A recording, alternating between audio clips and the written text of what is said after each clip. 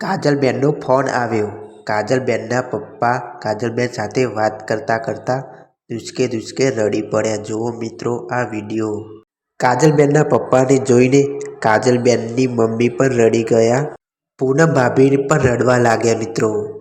મિત્રો વીયુ અચાનક ખોવાઈ જાય છે અને પૂનમ ભાભી પણ દૂચકે રડે છે. જો મિત્રો પૂનમ ભાભી ચિંતામાં પડી જાય છે અને વીયુને શોધે છે મિત્રો કે વીયુ ક્યાં ગઈ છે. પૂનમ ભાભી આજુબાજુના પડોશીઓના ઘરે જઈને વીયુને શોધવા જાય છે કે વીયુ તમારા ઘરે તો નથી આવી ને. ત્યારે પાડોશી લોકો કહે છે કે અમારા ઘરે વીયુ નથી આવી. ત્યારે સંજયભાઈ રાકેશભાઈને ફોન કરે છે. ત્યારે રાકેશભાઈ કહે છે કે વીયુ મારી પાસે છે.